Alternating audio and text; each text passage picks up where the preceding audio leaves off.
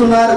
గ్రామ దైవం నగరేశ్వర స్వామి, ఇష్ట దైవం జనార్దన స్వామి. పెనుగొండలో ఇప్పటికీ కూడా చక్కగా ఆ 3 దేవాలయాలను మనం దర్శించుకోవచ్చును. అమ్మవారిని ఆ రోజు నుంచే పూజించడం ప్రారంభించారు. అమ్మ, మీకు చిన్న విశేషం చెప్పాలి. భక్తుల్లో 3 రకాల భక్తులు ఉన్నారండి. భక్తుల్లో 3 రకాల భక్తులు ఉంటారట. వాళ్ళని ఈగలతో పోల్చారు. ఈగలు ఉన్నాయి మీ ఊళ్ళో? దోమలైతే బ్రహ్మాండంగా ఉన్నాయి, నాకు తెలుసు. ఆ ఈగలతో పోల్చారట 3 రకాల భక్తుల్ని. ఇంటిగా, పెంటిగా, తేనెటీగా. వాళ్ళు ఎలా ఉంటారు ఈ 3 రకాల భక్తులు? ఇంటిగా వాళ్ళు ఎలాంటి వాళ్ళు చెప్తారు చూడండి.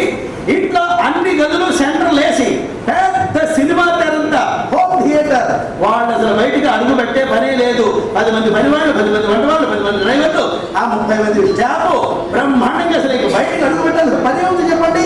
ఏం కావాలన్నా చిటికేస్తే వచ్చేస్తుంది. వాళ్ళను ఇల్లే విలాసం, ఒంటిల్లే వైకుంఠము. అలాంటి వాళ్ళని ఏమంటారు? వాళ్ళు ఇంట్లోనే ఉంటారు.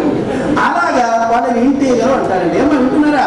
ఇక 2వ వాళ్ళు పెంటీగండి. వాళ్ళు ఎలా తెలిసిన గుళ్ళో పురాణం జరుగుతుంది, ఈరోజు అమ్మవారి ఆత్మార్పణ గుళ్ళో హోమం జరుగుతుంది, నువ్వు కూడా అని పక్కింటాడు పిలిస్తే సరే కాస్త చూసొద్దాం, అమ్మవారిని దర్శనం చేసుకుని వద్దామని వీళ్ళు బయలుదేరి వెళ్ళబోతుంటే ఇంకొంతమంది ఇంట్లో ఉండి నీకు గుర్తుందా లేదా మంచి సినిమాలు సీరియల్స్ అలా టీవీలో వస్తుంటే గుళ్ళు గోపాలంటే తిరుగుతావా, ఓ ఇక్కడే కూర్చో అని ఇంట్లో బలవంతంగా కూర్చోబెట్టేస్తారు. వెళ్ళే వాళ్ళని కూడా వద్దని ఆవేసే వాళ్ళంతా అడిగారండి. వాళ్ళంతా ఫ్యాక్టీగలండి. ఇక 3వది తేనెటీగలండి. తేనెటీగలంటే అర్థం ఏంటో తెలిసిన జ్ఞానం అనే మకరందాన్ని గ్రోలేవారు. ఆ భక్తి అనే అమ్మవారి అనుగ్రహాన్ని పొందేవాళ్ళను తేనెటీగలంటే. మీరంతా కూడా ఎన్ని టీవీలు మానేసుకొని ఎన్ని సినిమాలు పక్కన పెట్టి ఇంట్లో ఎన్ని పనులు వాయిదాలు వేసుకొని వచ్చారు చూసారో మీరంతా కూడా. ఏమా రేపు గ్యారంటీగా వస్తారా? వస్తామని వాళ్ళు అలా చేయొద్దండి. చూడండి ఎంత భక్తి, ఎంత భక్తి. మీరంతా ఓకే, మరి అన్నయ్య గారు భరిస్తే అయ్యా భక్తులు మీరు. చూడండి అక్కయ్య గారు మంచిగా గుర్తు చేశారు. నిన్నేమో శుక్రవారం భక్తులట, ఈ రోజేమో మిడిల్ కాస్త శనివారం భక్తులట. వెళ్ళలేక రాలేక మధ్యలో వచ్చేసారు. రేపు మాత్రం సండే భక్తులు.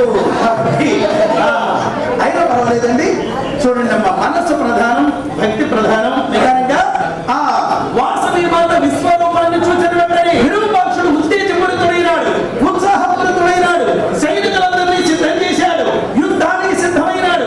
ఓ ఆర్యవైశ్య వీర కిశోరులారా రండి, మీరంతా కవచాలు ధరించండి, ఆయుధాలు ధరించండి. రథ గజ దుర్గ వాహన పదార్థ సైన్యంతో విష్ణువర్ధనులపై యుద్ధానికి వెళదాం, రండి కదలండి అంటూ విరూపాక్షుడు సైనికులందరికీ కబురు పెట్టాడు. యువజనులు, సైనికులు అందరూ కూడా కవచాలు ధరించారు. రథగ చతుర్గ వాహన పదార్థ సైన్యంతో విష్ణువర్ధనుని పైకి యుద్ధానికి బయలుదేరుతున్నారు. ఎవరు? విరూపాక్షుడు, అతని యువజన సంఘం మరియు సైనికులు. వీళ్ళంతా యుద్ధానికి వెళుతూ కవచాలు ధరించి వేదిక దగ్గర ఉన్న వాసవి మాత వద్దకు వస్తున్నారు. వాళ్ళంతా అమ్మా, ఓ వాసవి చూడమ్మా, నా సైన్యం నీవు అనుగ్రహించి ఆజ్ఞాపించిన క్షణం నేనిప్పుడే ఆ దుష్ట విష్ణువర్ధనులపై యుద్ధానికి వెళతాను, అనుమతించమ్మా వాసవి అని విరూపాక్షుడు సైనిక బలగంతో వాసవి అనుమతి కోసం వచ్చాడు. ఆ వేలాది మంది సైనికుల్ని విరూపాక్షుడు ఉత్సాహాన్ని చూసినటువంటి వాసవి మాత